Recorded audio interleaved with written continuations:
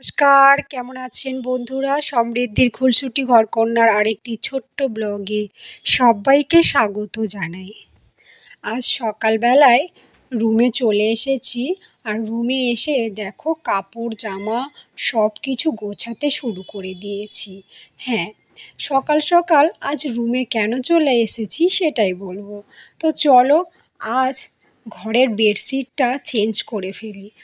আজ একটা স্পেশাল দিন, আর আজকের দিনে সঙ্গীতের পাপার বার্থডে দিন ছিল, তাই একটু ঘরগুলোকে গুছিয়ে ফেলছিলাম আর সকাল সকাল বেডশিটগুলোও চেঞ্জ করছিলাম। তো চলো আমি ঝটপট করে বেডশিটটা চেঞ্জ করে ফেলি।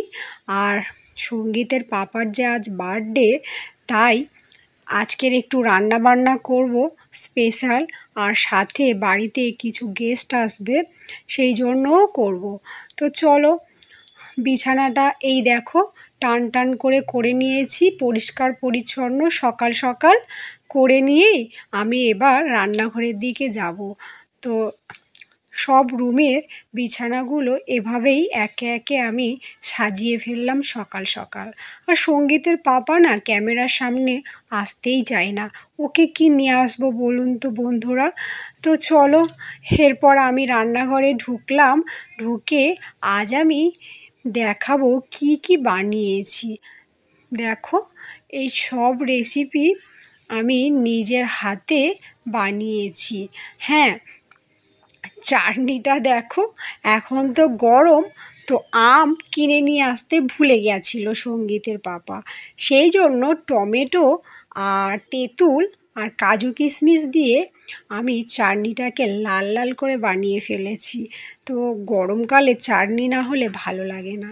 সাথে একটু খাসির মাংস আছে, কারণ স্পেশাল দিনে একটু স্পেশাল খাবার দাবার খেতে সবারই ভালো লাগে, তাই না কি বন্ধুরা? আর আজ ছিল সঙ্গীতের পাপার বার্থডে, সেই জন্য স্পেশাল খাবার দাবার দেখো বন্ধুরা আমি নিজের হাতে রান্না করে ফেলেছি। আমি যতটুকু পেরেছি ততটুকুই রান্না করেছি। তো চলো রান্না বান্না তো দেখলে, কি কি বানিয়েছি বলি। মাছ ভাজা, চাটনি, ডাল, এখানে আছে মাটন, আরও কি আছে, হ্যাঁ এই দেখো বলতে না বলতে সব আমি থালা রেডি করে ফেলেছি, আর ওদিকে মাম্মাম কান্নাকাটি শুরু করে দিয়েছে। একটু জন্মদিনের দিন ভালোভাবে ওদেরকে খাওয়াবো টেবিলে বসে, সেটাও করতে পারছি না। মাম্মাম আছে জানো তো, ও দুপুরবেলায় গরমে কান্নাকাটি শুরু করে দিয়েছে। তো সঙ্গীতের থালার মধ্যে খাবারটা সাজিয়ে দিয়ে দিলাম, আর ও মটন খেতে ভালোবাসে, তাই মটনটাকে ওর থালার মধ্যে সাজিয়ে দিলাম।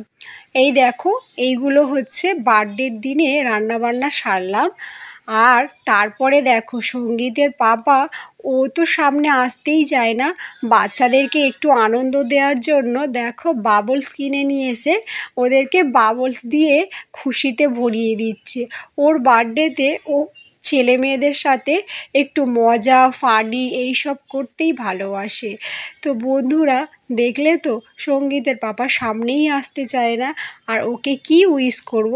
তো এখান থেকেই আমরা সবাই মিলে উইশ করলাম, হ্যাপি বার্থডে টু ইউ। তুমি সবসময় এরকমই থেকো, আর ভালোই থেকো, সুস্থ থেকো, সবাইকে ভালো রেখো। Thank you.